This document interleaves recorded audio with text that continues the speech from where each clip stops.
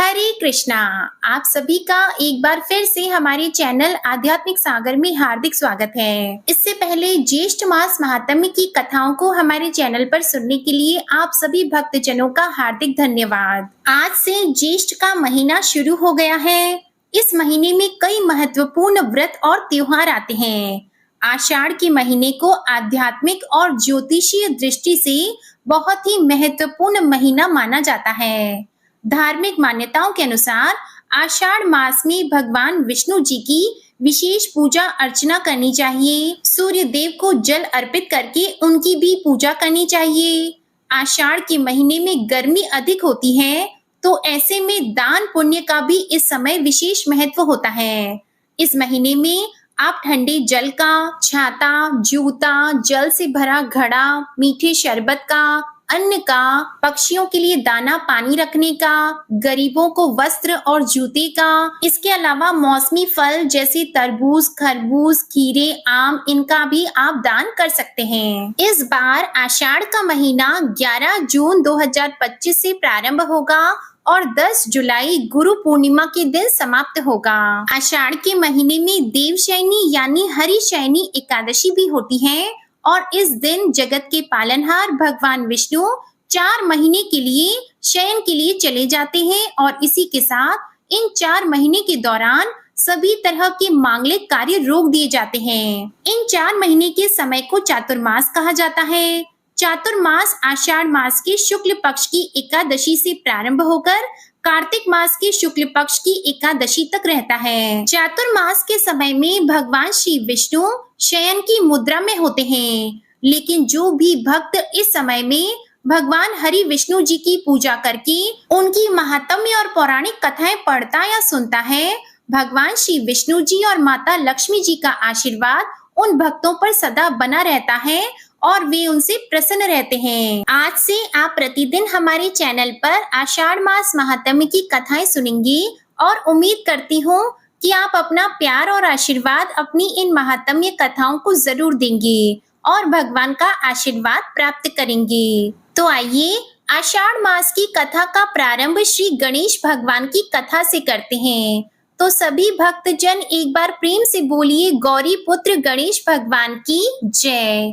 पौराणिक कथा के अनुसार सत्य युग में 100 यज्ञ करने वाले राजा पृथु थे।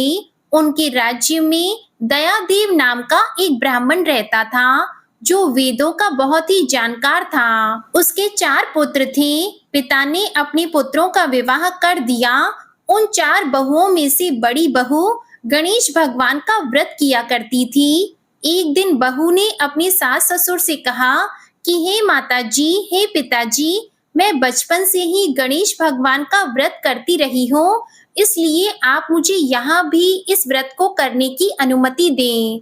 बहू की इस बात को सुनकर उसके सास ससुर ने कहा कि बहू, तुम घर की बड़ी बहू हो, तुम्हें तो यहाँ कोई कष्ट नहीं है, किसी चीज की कोई कमी नहीं है, तो व्रत क्यों करना चाहती हो? अभी तो तुम्हारा समय उपभोग करने का है, अपना मन घर परिवार में लगाओ। फिर बहू चुपचाप अपने कमरे में चली गई, लेकिन बहू हमेशा सास ससुर से पूछती रहती कि मुझे व्रत करना है, लेकिन सास ससुर हमेशा मना कर देते थे। कुछ ही समय के बाद बड़ी बहू गर्भ से ठहर गई और 10 महीने के बाद उसने एक बहुत ही सुंदर बालक को जन्म दिया। घर में बहुत बड़ा उत्सव मनाया गया। धीरे धीरे पुत्र बड़ा हुआ और उसकी शादी भी तय हो गई। उसकी सास लगातार बहू को व्रत करने के लिए मना ही करती रही और व्रत छोड़ने के लिए बहू को बाध्य करने लगी। व्रत भंग होने के कारण गणेश जी कुछ दिनों में ही कुपित हो गए और जब पुत्र का विवाह हो रहा था, तब विवाह के समय उस पुत्र की बुद्धि भटक गई और वह उस बहू का बेटा पता नहीं कहाँ चला गया। इस अनहोनी घटना से मंडप में खलबली मच गई। सब लोग व्याकुल होकर कहने लगे कि लड़का कहाँ गया, किसने उसका अपहरण कर लिया। बारातियों द्वारा ऐसा समाचार पाकर उसकी माता अपने ससुर दयादेव से रो रो कर कहने लगी, हे ससुर जी, आपने मेरे गणेश व्रत को छुड़वा दिया है, जिसके परिणाम स्वरूप ही मेरा पुत्र गायब हो गया है। अपनी पुत्र वधू के मुख से ऐसी बात सुनकर ब्राह्मण दयादेव बड़े दुखी हो गए। साथ ही पुत्र वधू भी दुखी हुई। जैसा हम सभी जानते हैं कि दादा दादी अपने पोता पोती से बहुत ही प्यार करते हैं।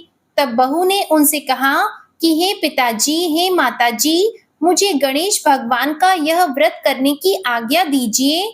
तब उसके सास ससुर ने उसे व्रत करने की आज्ञा दे दी और दूसरी तरफ जिस कन्या से बहू के बेटे का विवाह हो रहा था, वह भी हर महीने गणेश जी का व्रत करने लगी। एक समय की बात है कि गणेश जी एक वेदज्ञ और दुर्बल ब्राह्मण का रूप धारण करके उस मधुर भाषिणी पुत्र वधू के घर आए। ब्राह्मण ने कहा कि हे बेटा, मुझे भिक्षा स्वरूप इतना भोजन दो कि मेरी सुधा शांत हो जाए।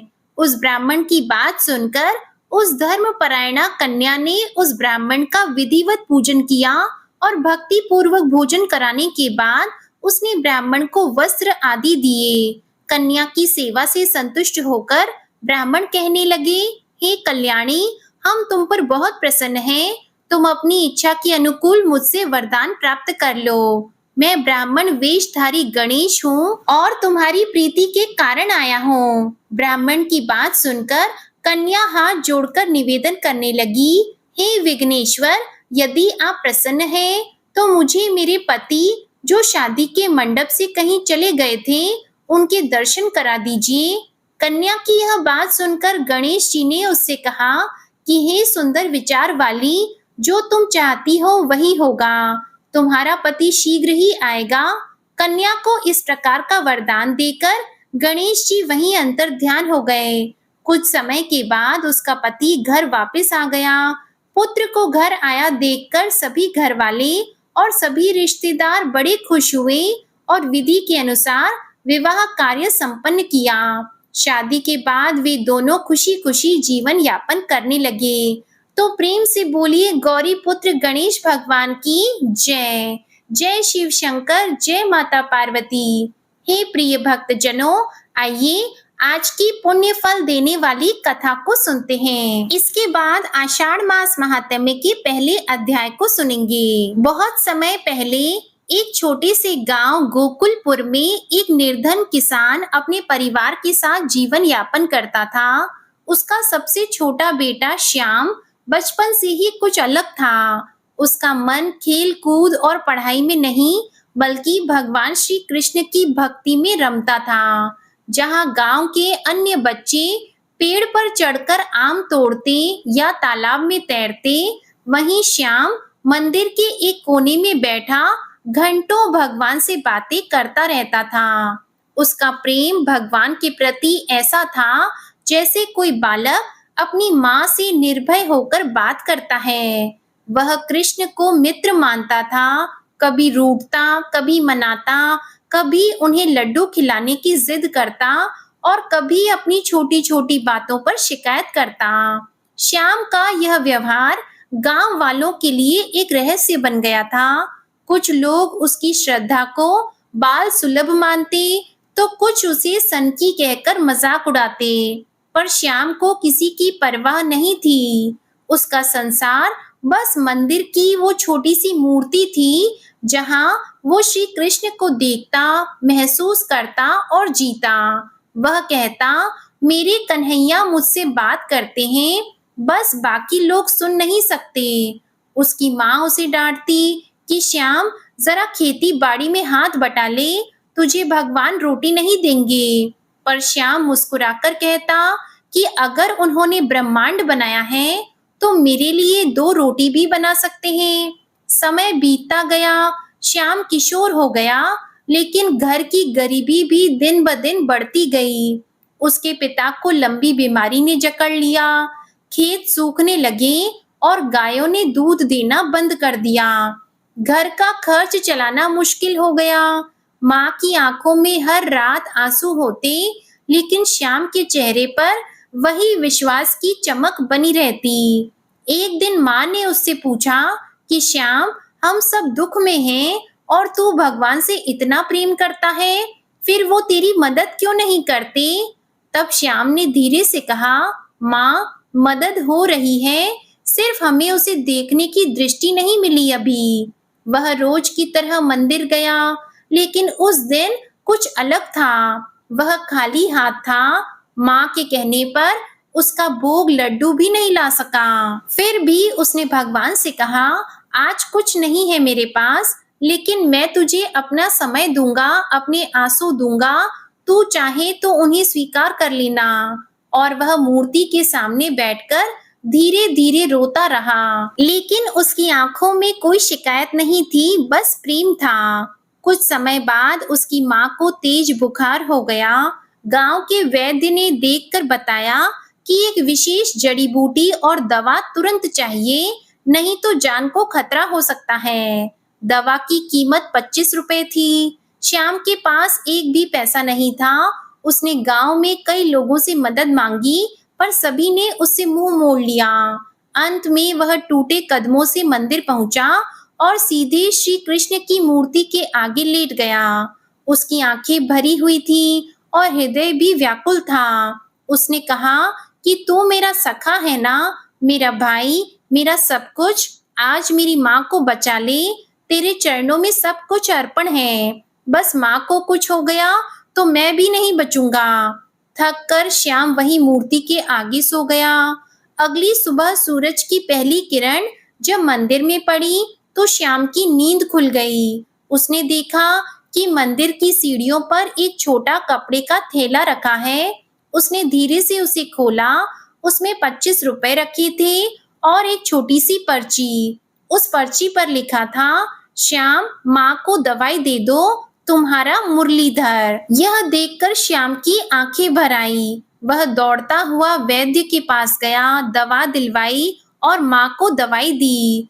चमत्कारिक रूप से माँ की तबीयत कुछ ही घंटों में सुधरने लगी।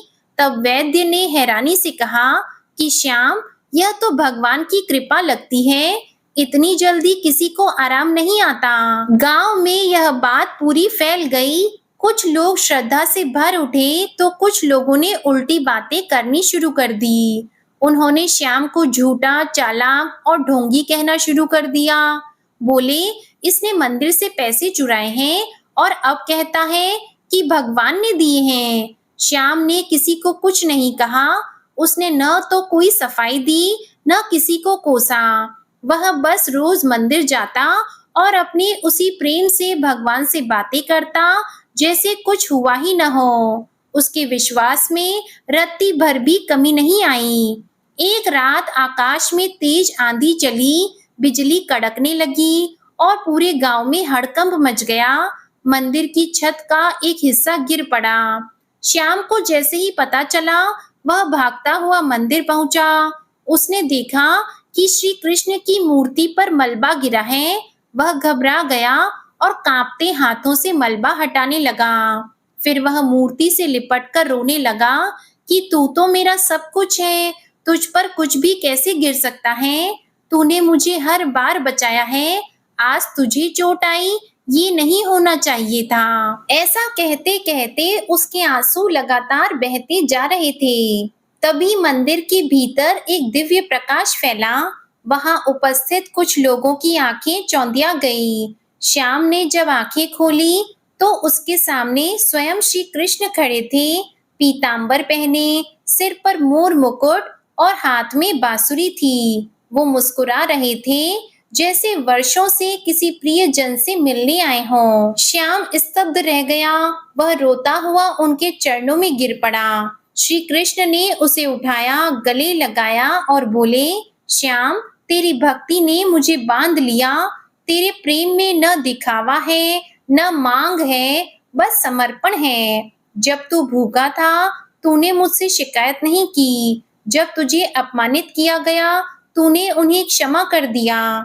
जब तुझे कोई सहारा नहीं मिला, तब भी तूने मुझे नहीं छोड़ा। अब मैं तुझे कभी नहीं छोड़ूंगा। श्याम यह सुनकर कुछ बोल नहीं पाया। उसकी आंखों से अश्रुधारा बह रही थी। श्री कृष्ण ने उसकी कलाई पर एक चांदी का कड़ा बांधा और कहा, जब भी तू मुझे याद करेगा, मैं तेरे साथ रहूंगा, चाहे तू मुझे देख सके या नहीं। फिर तो वो धीरे धीरे प्रकाश में विलीन हो गए। इसके बाद श्याम ने कभी कोई सांसारिक काम नहीं किया। वह उसी मंदिर में सेवा करता, फूल चढ़ाता, दिया जलाता और गांव वालों को प्रेम और विश्वास की शिक्षा देता। अब वही लोग जो उसका मजाक उड़ाते थे, उसके चरणों में बैठकर उससे पूछते कि श्याम, हमें भी ऐसा प्रेम कैसे मिले? तो वह मुस्कुराकर कहता, भगवान मूर्ति में नहीं, हमारे प्रेम में बसते हैं। अगर तुम सच्चे हृदय से पुकारो तो वे दौड़े चले आते हैं। श्याम की यह कथा धीरे धीरे अन्य गांवों तक फैलने लगी। साधु संत भी गोकुलपुर आकर रहने लगे और उस मंदिर में बैठकर ध्यान करने लगे। अब तो वह मंदिर श्याम धाम कहलाने लगा। कहा जाता है कि आज भी वहां हर रात्रि को एक मधुर बांसुरी की आवाज आती है और मंदिर में कोई अदृश्य प्रकाश दिखता है। और श्याम, उसने जीवन के अंतिम दिनों तक भक्ति की ही सांस ली। कहते हैं जब उसकी अंतिम सांसें चल रही थी तो उसने बस इतना कहा, कन्हैया मैं आ रहा हूँ, और मुस्कुराते हुए अपनी आंखें मूंद ली। यह कथा नहीं आस्था है, यह कहानी नहीं विश्वास की शक्ति है, जिसे श्याम ने जिया और श्री कृष्ण ने निभाया। तो प्रेम से बोलिए श्री कृष्ण भगवान की जय। प्रिय भक्त जनों, तो आइए अब शुभारंभ करते हैं आषाढ़ मास महात्म्य की कथा 1 से। सर्वप्रथम भगवान श्री विष्णु की स्तुति इस प्रकार करें। प्रत्येक कल्प और अनुकल्प में विस्तार पूर्वक रचा हुआ यह समस्त मायामय जगत, जिनसे प्रकट होता, जिनमें स्थित रहता और अंत काल में जिनके भीतर पुनः लीन हो जाता है, जो इस दृश्य प्रपंच से सर्वथा पृथक हैं, जिनका ध्यान करके मुनिजन सनातन मोक्ष पद को प्राप्त कर लेते हैं, उन नित्य निर्मल निश्चल तथा व्यापक भगवान पुरुषोत्तम को मैं प्रणाम करता हूँ, जो शुद्ध आकाश के समान निर्लेप, नित्यानंदमय, सदा प्रसन्न, निर्मल, सबके स्वामी, निर्गुण, व्यक्त और अव्यक्त से परे, प्रपंच से रहित, एकमात्र ध्यान में ही अनुभव करने योग्य तथा व्यापक है। समाधि काल में विद्वान पुरुष इसी रूप में जिनका ध्यान करते हैं, जो संसार की उत्पत्ति और विनाश के एकमात्र कारण है, जरा अवस्था जिनका स्पर्श भी नहीं कर सकती तथा जो मोक्ष प्रदान करने वाले हैं, उन भगवान श्री हरि की मैं वंदना करता हूँ। पूर्व काल की बात है, परम पुण्यमयी पवित्र नैमिषारण्य क्षेत्र बड़ा मनोहर जान पड़ता था। वहां बहुत से मुनि एकत्रित हुए थे। भांति भांति के पुष्प उस स्थान की शोभा बढ़ा रहे थे। पीपल, पारिजात, चंदन, अगर, गुलाब तथा चंपा आदि अन्य बहुत से वृक्ष उसकी शोभा वृद्धि में सहायक हो रहे थे। भांति भांति के पक्षी, नाना प्रकार के मृगों का झुंड, अनेक पवित्र जलाशय तथा बहुत सी बावलियां उस वन को विभूषित कर रही थी। ब्राह्मण, क्षत्रिय, वैश्य, शूद्र तथा अन्य जाति के लोग भी वहां उपस्थित थे। ब्रह्मचारी, गृहस्थ, वानप्रस्थ और सन्यासी सभी जुटे हुए थे। झुंड की झुंड गौएं उस वन की शोभा बढ़ा रही थी। नैमिषारण्य वासी मुनियों का 12 वार्षिक अर्थात 12 वर्षों तक चालू रहने वाला यज्ञ आरंभ था। जौ, गेहूं, चना, उड़द, मूंग और तिल आदि पवित्र अन्नों से यज्ञ मंडप सुशोभित था। वहां होम कुंड में अग्नि देव प्रज्वलित थे और आहुतियां डाली जा रही थी। उस महायज्ञ में सम्मिलित होने के लिए बहुत से मुनि और ब्राह्मण अन्य स्थानों से आए। स्थानीय महर्षियों ने उन सबका यथा योग्य सत्कार किया। ऋत्विजों सहित वे सब लोग जब आराम से बैठ गए, तब परम बुद्धिमान लो महर्षण सूत जी वहां पधारे। उन्हें देखकर मुनिवरों को बड़ी प्रसन्नता हुई। उन सबने उनका यथावत सत्कार किया। सूत जी भी उनके प्रति आदर का भाव प्रकट करके एक श्रेष्ठ आसन पर विराजमान हुए। उस समय सब ब्राह्मण सूत जी के साथ वार्तालाप करने लगे। बातचीत के अंत में सबने व्यास शिष्य लो महर्षण जी से अपना संदेह पूछा। मुनिजन बोले, साधु शिरोमणि, आप पुराण, तंत्र, छहों शास्त्र, इतिहास तथा देवताओं और दैत्यों के जन्म, कर्म एवं चरित्र सब जानते हैं। वेद शास्त्र, पुराण, महाभारत तथा मोक्ष शास्त्र में कोई भी बात ऐसी नहीं है जो आपको ज्ञात न हो। महामते, आप सर्वज्ञ हैं, अतः हम आपसे कुछ प्रश्नों का उत्तर सुनना चाहते हैं। बताइए, यह समस्त जगत कैसे उत्पन्न हुआ? भविष्य में इसकी क्या दशा होगी? स्थावर जंगम रूप संसार सृष्टि से पहले कहाँ लीन था और फिर कहाँ लीन होगा? तब लो महर्षण जी ने कहा, जो निर्विकार, शुद्ध, नित्य परमात्मा, सदा एक रूप और सर्व विजयी हैं, उन भगवान विष्णु को नमस्कार है। जो ब्रह्मा, विष्णु और शिव रूप से जगत की उत्पत्ति, पालन तथा संहार करने वाले हैं, तथा जो भक्तों को संसार सागर से तारने वाले हैं, उन भगवान को प्रणाम है।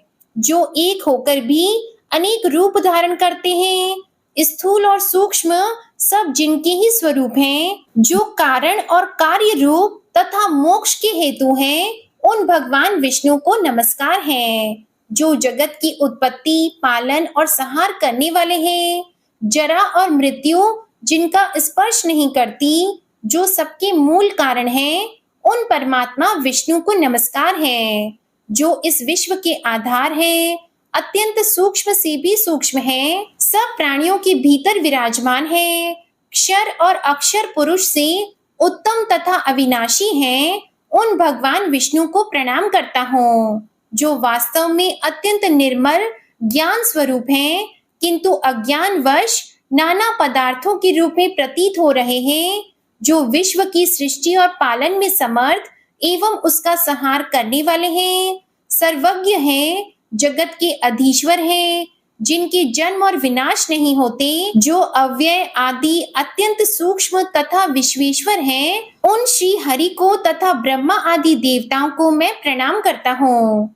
इसके बाद इतिहास पुराणों के ज्ञाता, वेद वेदांगों के पारंगत विद्वान, संपूर्ण शास्त्रों के तत्वज्ञ पराशर नंदन भगवान व्यास को, जो मेरे गुरुदेव हैं, प्रणाम करके मैं वेद के तुल्य माननीय पुराण का वर्णन करूंगा।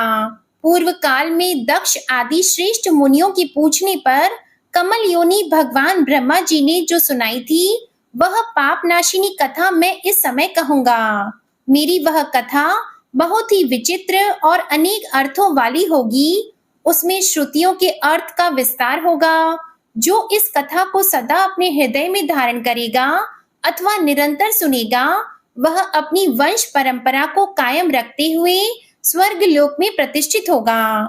जो नित्य सद सत स्वरूप तथा कारणभूत अव्यक्त प्रकृति है, उसी को प्रधान कहते हैं। उसी से पुरुष ने इस विश्व का निर्माण किया है। मुनिवरों, अमित तेजस्वी ब्रह्मा जी को ही पुरुष समझो। वे समस्त प्राणियों की सृष्टि करने वाले तथा भगवान श्री नारायण के आश्रित हैं। हे मुनिवरों, अब मैं आप सभी से ब्रह्मा जी ने अपने श्री मुख से जो कथा का वृतांत सुनाया था, उसका वर्णन करने जा रहा हूँ। ध्यान पूर्वक उसे सुनो। एक समय मुनियों ने कहा, हे भगवान, हमें तीर्थ की महिमा का विस्तार पूर्वक श्रवण करने पर भी तृप्ति नहीं होती। आप पुनः किसी गोपनीय तीर्थ का वर्णन करें। तब ब्रह्मा जी बोले, श्रेष्ठ ब्राह्मणों, पूर्व काल में देवर्षि नारद ने मुझसे यही प्रश्न पूछा था। उस समय मैंने प्रयत्न पूर्वक जो कुछ उनसे कहा था, वही तुम्हें भी बताता हूँ। नारद जी ने पूछा, जगतपति, स्वर्गलोक, मृत्युलोक और रसातल में कुल कितने तीर्थ हैं तथा सब तीर्थों में सदा कौन सबसे बढ़कर है? तब ब्रह्मा जी बोले, देवर्षि, स्वर्गलोक, मृत्युलोक और रसातल में 4 प्रकार के तीर्थ हैं। देव, आसुर, आर्ष और मानुष।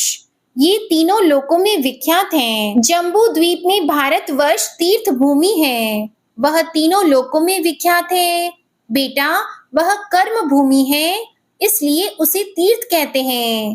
पहले मैंने तुम्हें जो बताए हैं, वे सब तीर्थ भारतवर्ष में ही हैं। हिमालय और विंध्य पर्वत के बीच में 6 ऐसी नदियां हैं जिनका प्राकट्य ब्रह्मा, विष्णु तथा शिव इन देवताओं से हुआ है। इसी प्रकार दक्षिण समुद्र तथा विंध्य पर्वत के बीच में भी 6 देव संभव नदियां हैं। ये 12 नदियां प्रधान रूप से बताई गई हैं। गोदावरी, भीमरथी, तुंगभद्रा, कृष्णवेणी, तापी और पयोष्णी ये विंध्य पर्वत के दक्षिण की नदियां हैं। भागीरथी, नर्मदा, यमुना, सरस्वती, विशोका और वितस्ता ये विंध्याचल और हिमालय पर्वत से संबंध रखने वाली नदियां हैं। इन पुण्यमयी नदियों को देव तीर्थ बताया गया है। गय, कोल्लासुर, वृत्त, त्रिपुर, अंधक, हयमूर्धा, लवण, नमूची, श्रृंगक, यम, पाताल केतु, मय तथा पुष्कर इनके द्वारा आवृत तीर्थ आसुर कहलाते हैं। प्रभास, भार्गव, अगस्ती, नर नारायण, वशिष्ठ, भरद्वाज, गौतम और कश्यप इन ऋषि मुनियों द्वारा सेवित तीर्थ ऋषि तीर्थ हैं।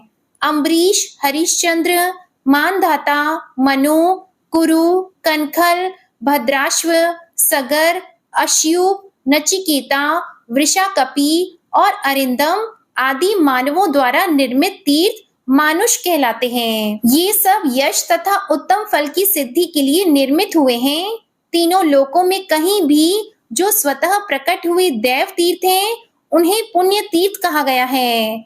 इस प्रकार मैंने तीर्थ के भेद बताए हैं। महादैत्य राजा बलि देवताओं के अजेय शत्रु हुए।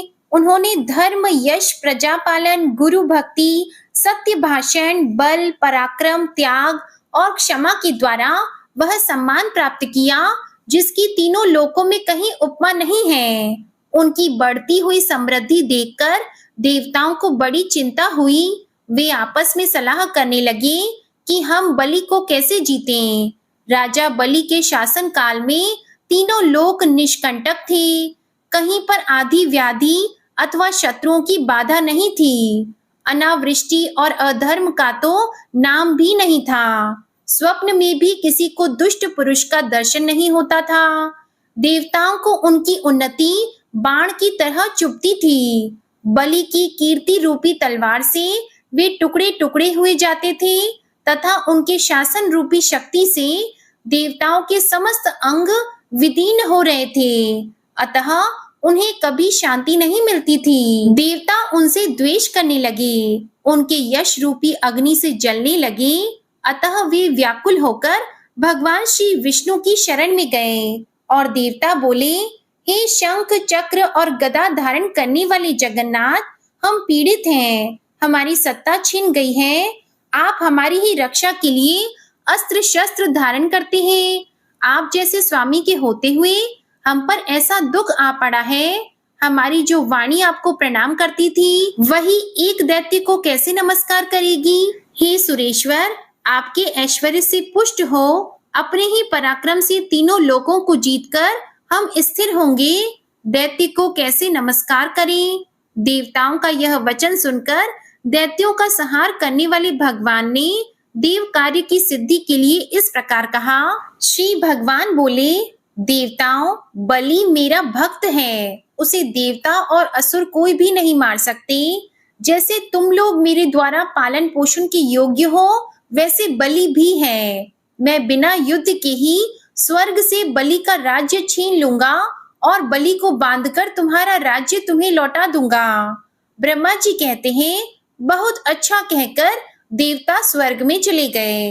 इधर देवताओं के स्वामी भगवान विष्णु ने अदिति के गर्भ में प्रवेश किया। उनके जन्म के समय अनेक प्रकार के उत्सव होने लगे। यज्ञेश्वर यज्ञ पुरुष स्वयं ही वामन रूप में अवतीर्ण हुए। इसी समय बलवानों में श्रेष्ठ बलि ने अश्वमेध यज्ञ की दीक्षा ली। प्रधान प्रधान ऋषि तथा वेद वेदांगों के ज्ञाता पुरोहित शुक्राचार्य ने उस यज्ञ का आरंभ कराया।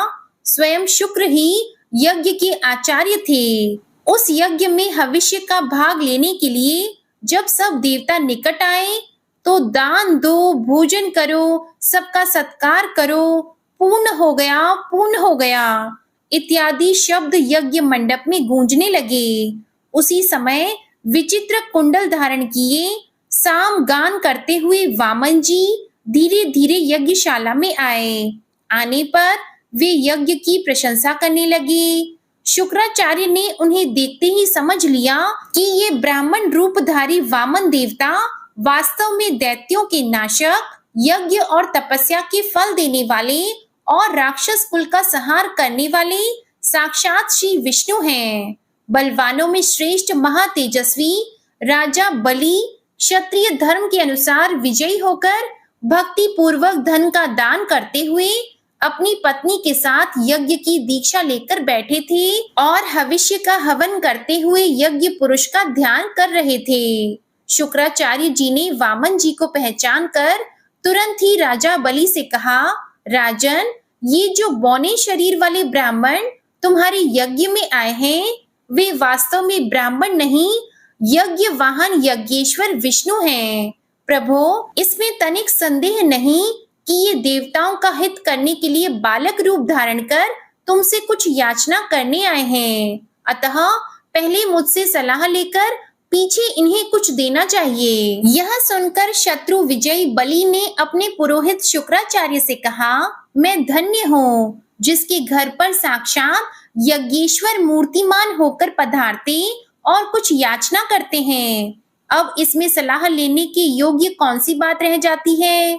यों कहकर पत्नी और पुरोहित शुक्राचार्य के साथ राजा बलि उस स्थान पर आए जहां अदिति नंदन वामन जी विराजमान थे। राजा ने हाथ जोड़कर पूछा, भगवान बताइए आप क्या चाहते हैं।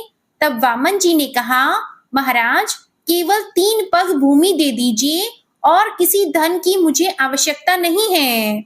बहुत अच्छा कहकर राजा बलि ने रत्न जटित कलश से जल लिया और वामन जी को भूमि संकल्प करके दे दी। सभी महर्षि और शुक्राचार्य चुपचाप देखते रहे। वामन जी ने धीरे से कहा, राजन स्वस्ति, आप सुखी रहें, मुझे मेरी नापी हुई 3 पग भूमि दे दीजिए। बलि ने तथास्तु कहकर ज्यों ही वामन जी की ओर देखा, वे विराट रूप हो गए। चंद्रमा और सूर्य उनकी छाती के सामने आ गए। उन्हें इस रूप में देखकर स्त्री सहित दैत्यराज बलि ने विनय पूर्वक कहा, जगन्मय विष्णु, आप अपनी शक्ति भर पैर बढ़ाइए। तब विष्णु भगवान बोले, दैत्यराज देखो, मैं पैर बढ़ाता हूँ। बलि ने कहा, बढ़ाइए, अवश्य बढ़ाइए। तब भगवान ने पृथ्वी के नीचे स्थित कच्छप की पीठ पर पैर रखकर पहला पग बलि के यज्ञ में रखा, किंतु उनका दूसरा पग ब्रह्मलोक तक जा पहुंचा। उस समय उन्होंने बलि से कहा, दैत्यराज, मेरा तीसरा पग रखने के लिए तो स्थान ही नहीं है, कहाँ रखूं? स्थान दो। यह सुनकर बलि ने हंसते हुए कहा, जगन्मय देवेश्वर, आपने ही तो जगत की सृष्टि की है, मैं तो इसका सृष्टा नहीं हूँ। यदि यह छोटा या थोड़ा हो गया तो इसमें आपका ही दोष है, मैं क्या करूं? केशव, फिर भी मैं कभी असत्य नहीं बोलता, अतः मेरे सत्य की रक्षा करते हुए आप अपना तीसरा पग मेरी पीठ पर ही रखिए। बलि का यह वचन सुनकर वेदत्रयी रूप देव पूजित भगवान प्रसन्न होकर बोले, दैत्यराज, मैं तुम्हारी भक्ति से बहुत प्रसन्न हूँ, तुम्हारा कल्याण हो, कोई वर मांगो। तब बलि ने जगत के स्वामी भगवान त्रिविक्रम से कहा, अब मैं आपसे याचना नहीं करूंगा। तब भगवान ने स्वयं ही प्रसन्न होकर उन्हें मनोवांछित वर दिया। वर्तमान समय में रसातल का राज्य, भविष्य में इंद्र पद, स्वतंत्रता तथा अविनाशी यश आदि प्रदान किए। इस प्रकार दैत्यराज बलि को यह सब कुछ देकर भगवान ने उन्हें पुत्र और पत्नी सहित रसातल में भेज दिया और इंद्र को देवताओं का राज्य अर्पित किया। इसी बीच में उनका जो दूसरा पग मेरे लोक में पहुंचा था, उसे देखकर मैंने सोचा, यह मेरे जन्मदाता भगवान विष्णु का चरण है, जो सौभाग्यवश मेरे घर पर आ पहुंचा है। इसके लिए मैं क्या करूं जिससे मेरा कल्याण हो? मेरे पास जो यह श्रेष्ठ कमंडलू है, इसमें भगवान शंकर का दिया हुआ पवित्र जल है। यह जल उत्तम, वरदायक, शांतिकारक, शुभद भोग तथा मोक्ष का दाता, विश्व के लिए मात्र रूप, अमृतमयी, पवित्र और स्मरण मात्र से लोगों को पवित्र करने वाला है। यह जल मैं अपने पिता को अर्घ रूप से अर्पित करूंगा। यह सोचकर मैंने वह जल भगवान के चरणों में अर्घ रूप से चढ़ा दिया। वह मंत्र युक्त अर्घ जल भगवान विष्णु के चरणों में गिरकर मेरु पर्वत पर पड़ा और 4 भागों में बंटकर पूर्व, दक्षिण, पश्चिम तथा उत्तर दिशा में पृथ्वी पर जा पहुंचा। दक्षिण में गिरे हुए जल को भगवान शंकर ने जटाओं में रख लिया। पश्चिम में जो जल गिरा वह फिर कमंडलों में ही चला आया।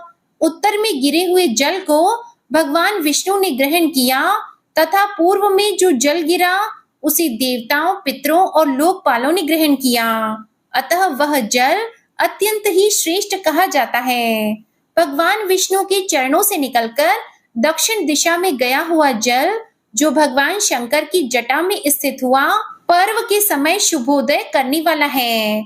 उसके प्रभाव का स्मरण करने से समस्त अभिलषित वस्तुओं की प्राप्ति हो जाती है। इसके बाद जो दिव्य जल भगवान शंकर की जटा में आकर स्थित हुआ, उसके बारे में मुनिवरों ने जानना चाहा, जिसका वृतांत आप आने वाले अध्याय में सुनिएगा।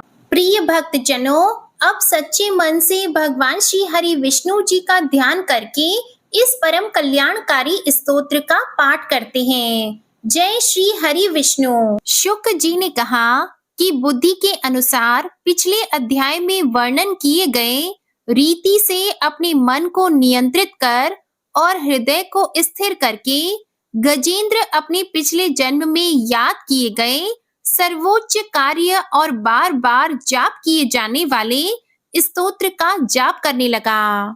गजेंद्र ने मन ही मन श्री हरि विष्णु को ध्यान करते हुए कहा कि जिनके प्रवेश करने से शरीर और मस्तिष्क चेतन की तरह व्यवहार करने लगते हैं, ओम द्वारा लक्षित और पूरे शरीर में प्रकृति और पुरुष के रूप में प्रवेश करने वाले उस सर्वशक्तिमान देवता का मैं मन ही मन स्मरण करता हूँ, जिनके सहारे ये पूरा संसार टिका हुआ है, जिनसे ये संसार अवतरित हुआ है, जिन्होंने प्रकृति की रचना की है और जो खुद उसके रूप में प्रकट हैं, लेकिन इसके बावजूद भी वो इस दुनिया से सर्वोपरि और श्रेष्ठ हैं। ऐसे अपने आप और बिना किसी कारण के भगवान की मैं शरण में जाता हूँ। अपने संकल्प शक्ति के बल पर अपने ही स्वरूप में रचित और सृष्टि काल में प्रकट एवं प्रलय में अप्रकट रहने वाले इस शास्त्र प्रसिद्धि प्राप्त कार्य कारण रूपी संसार को जो बिना कुंठित दृष्टि के साक्ष्य रूप में देखते रहने पर भी लिप्त नहीं होते, चक्षु आदि प्रकाशकों के परम प्रकाशक प्रभु आप मेरी रक्षा करें। बीतते गए समय के साथ तीनों लोकों और ब्रह्म आदि लोकपालों के पंचभूत में प्रवेश कर जाने पर और पंचभूतों से लेकर महत्वपूर्ण सभी कार्यों के उनकी परम करुणा स्वरूप प्रकृति में मग्न हो जाने पर उस समय दुर्गेय और घोर अंधकार रूपेण प्रकृति से ही बच रही थी।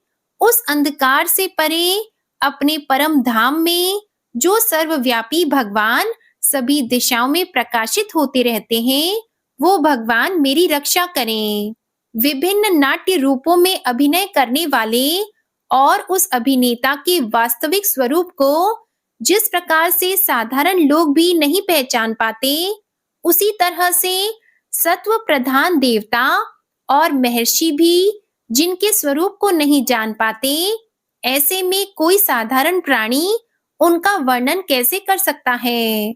ऐसे दुर्गम चरित्र वाले भगवान मेरी रक्षा करें। अनेकों शक्ति से मुक्त सभी प्राणियों को आत्मबुद्धि प्रदान करने वाले, सबके बिना कारण हित और अतिशय साधु स्वभाव ऋषि मुनि जन, जिनके परम स्वरूप को देखने की इच्छा के साथ वन में रहकर अखंड ब्रह्मचार्य तमाम अलौकिक व्रतों को नियमों के अनुसार पालन करते हैं, ऐसे प्रभु ही मेरी गति है।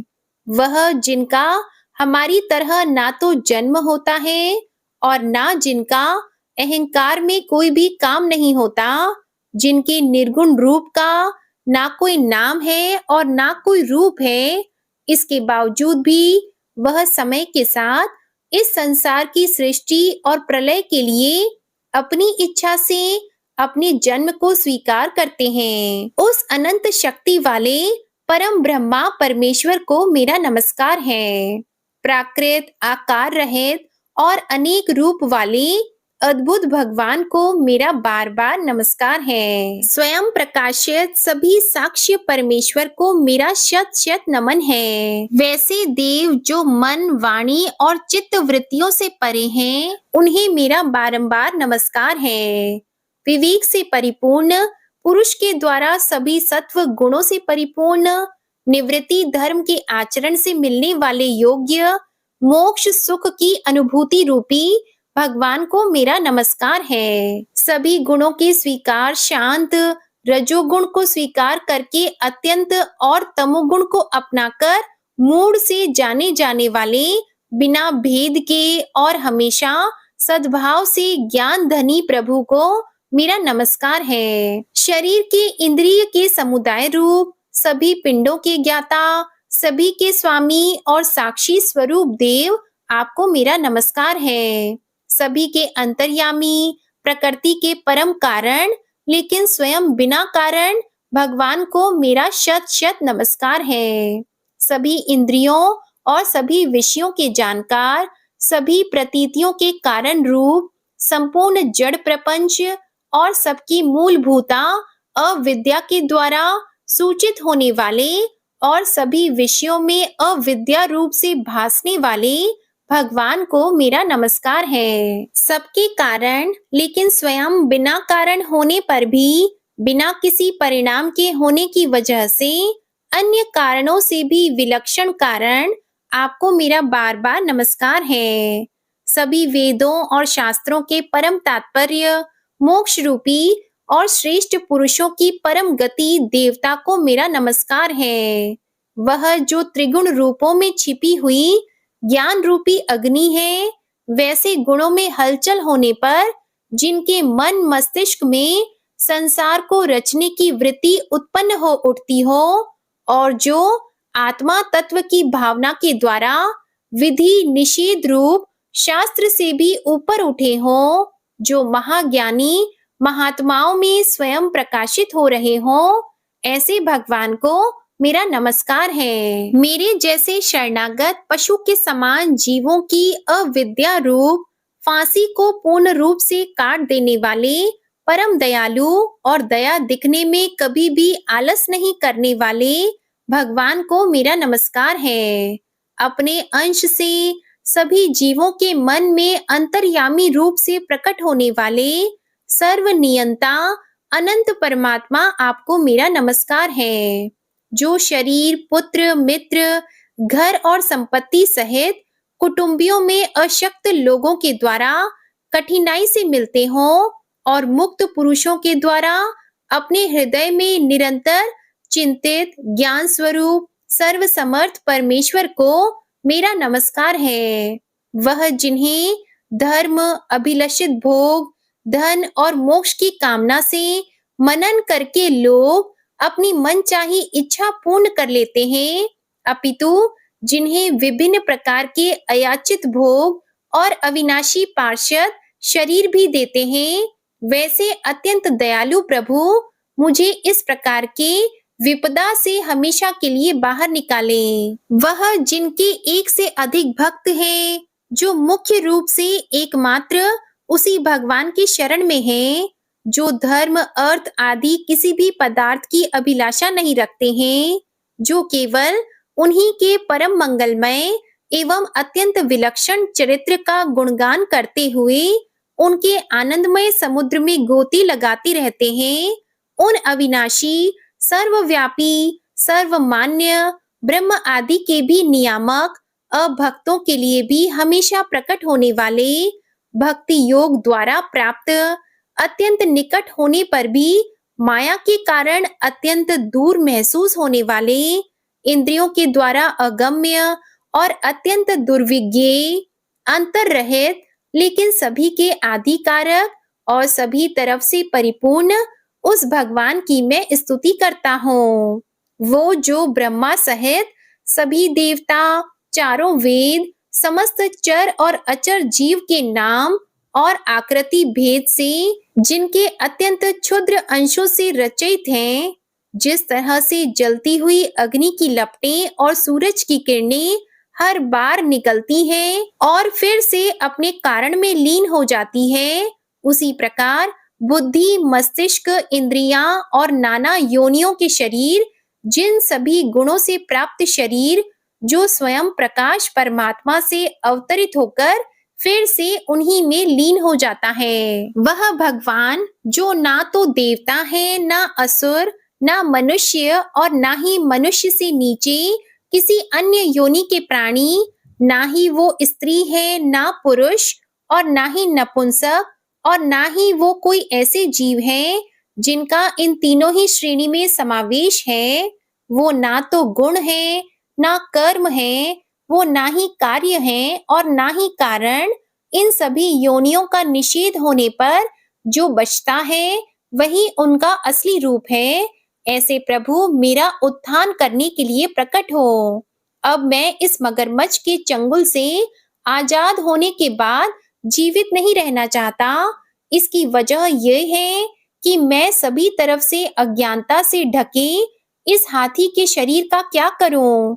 मैं आत्मा के प्रकाश से ढक देने वाले अज्ञानता से युक्त इस हाथी के शरीर से मुक्त होना चाहता हूँ, जिसका काल क्रम से अपने नाश नहीं होता, बल्कि ईश्वर की दया और ज्ञान से उदय हो पाता है। इस प्रकार से मोक्ष के लिए लालायित संसार के रचयिता स्वयं संसार के रूप में प्रकट, लेकिन संसार से परे, संसार में एक खिलौने की तरह खेलने वाले, संसार में आत्म रूप से व्याप्त, अजन्मा, सर्वव्यापी एवं प्राप्य वस्तुओं में सर्वश्रेष्ठ श्री हरि का केवल स्मरण करता हूँ और उनकी शरण में जाता हूँ। वह जिन्होंने भगवत शक्ति रूपी योग के द्वारा कर्मों को जला डाला है, जिन्हें समस्त योगी ऋषि अपने योग के द्वारा अपनी शुद्ध हृदय में प्रकट देखते हैं, उन योगेश्वर भगवान को मेरा नमस्कार है। वह जिनके तिगुणे शक्तियों का राग, रूप, वेग और असहाय है, जो सभी इंद्रियों के विषय रूप में मौजूद हैं, वह जिनकी इंद्रियां समस्त विषयों में ही बसी रहती हैं, ऐसे लोग जिनको मार्ग मिलना भी असंभव नहीं है, वैसे शरणागत एवं अपार शक्तिशाली वाले भगवान आपको मेरा नमस्कार है। वह जिनकी अविद्या नाम के शक्ति के कार्य रूप से ढके हुए हैं, वह जिनके रूप को जीव समझ नहीं पाते, ऐसे अपार महिमा वाले भगवान की मैं शरण लेता हूँ। श्री शुकदेव जी कहते हैं कि वह जिसने पूर्व प्रकार से भगवान के भेद रहित सभी निराकार रूप का वर्णन किया था, उस गजराज के करीब जब ब्रह्मा जी साथ में अन्य कोई देवता नहीं आए, जो अपने विभिन्न प्रकार की विशेष विग्रह को ही अपना रूप मानते हैं, ऐसे में साक्षात विष्णु जी, जो सभी के आत्मा होने के कारण सभी देवताओं के रूप हैं, तब वहां प्रकट हुए। गजराज को इस प्रकार से दुखी देखकर और उसके पढ़े गए स्तुति को सुनकर चक्रधारी प्रभु इच्छा अनुसार वेग वाले गरुड़ की पीठ पर सवार होकर सभी देवों के साथ उस स्थान पर पहुंचे जहां वह गज था। सरोवर के अंदर महाबलशाली मगरमच्छ द्वारा जकड़े और दुखी उस हाथी ने आसमान में गरुड़ की पीठ पर बैठे और हाथों में चक्र लिए भगवान विष्णु को आते हुए जब देखा, तो वह अपनी सूंड में पहले से ही उनकी पूजा के लिए रखे कमल के फूल को श्री हरि पर बरसाते हुए कहने लगा, सर्व पूज्य भगवान श्री हरि, आपको मेरा प्रणाम। सर्व पूज्य भगवान श्री हरि, आपको मेरा नमस्कार। लाचार हाथी को देखकर श्री हरि विष्णु गरुड़ से नीचे उतरकर सरोवर में उतर आए और बेहद दुखी होकर ग्राह सहित उस गज को तुरंत ही सरोवर से बाहर निकाल आए और देखते ही देखते अपने चक्र से मगरमच्छ के गर्दन को काट दिए और हाथी को उस पीड़ा से बाहर निकाल लिया। प्रिय भक्तजनों, इस प्रकार गजेंद्र मोक्ष स्तोत्र संपूर्ण हुआ। प्रेम से बोलिए भगवान श्री हरि विष्णु जी की जय। जय माता लक्ष्मी जी, जय हो नारायण भगवान की। वंशी शोभित कर मधुर, नील जलद तन श्याम, अरुण अधर जनुबिंब फल, नयन कमल अभिराम। पूर्ण इंद्र अरविंद मुख, पीतांबर शुभ साज, जय मनमोहन मदन छवि, कृष्ण चंद्र महाराज। जय यदुनंदन जय जगवंदन, जय वसुदेव देवकी नंदन, जय यशोदा सुत नंद दुलारे, जय प्रभु भक्तन के द्रुग तारे। जय नट नागर नाग नथैया, कृष्ण कन्हैया धेनु चरैया। पुनि नख पर प्रभु गिरिवर धारो, आओ दीनन कष्ट निवारो। वंशी मधुर अधर धरि टेरो, होवे पूर्ण विनय यह मेरो। आओ हरि पुनि माखन चाखो, आज लाज भारत की राखो। गोल कपोल चिबुक अरुणारी, मृदु मुस्कान मोहिनी डारी। राजित राजीव नयन विशाला, मोर मुकुट वैजंती माला। कुंडल श्रवण पीत पट आछी, कटी किंकिणी काचनि काछी। नील जलज सुंदर तनु सोहे, छवि लखी सुर नर मुनि मन मोहे। मस्तक तिलक अलक घुंघराले, आओ कृष्ण बांसुरी वाले। करि पय पान पुत नहीं तारियो, अका बका का गासुर मारियो। मधुवन जलत अगिन तब ज्वाला, भय शीतल लखतहि नंद लाला। सुरपति जब ब्रज चढ़ साई, मूसर धार वारी वर्षाई। लगत लगत व्रज चहन बहायो, गोवर्धन नख धारी बचायो। लखी यशोदा मन भ्रम अधिकाई, मुख मंद 14 भुवन दिखाई। दुष्ट कंस अति उधम मचायो, कोटि कमल जब फूल मंगायो। नाथी कली यहीं तब तुम लीन है, चरण चिन्ह दे निर्भय कीन है। करि गोपिन संग रास विलासा, सबकी पूर्ण करि अभिलाषा।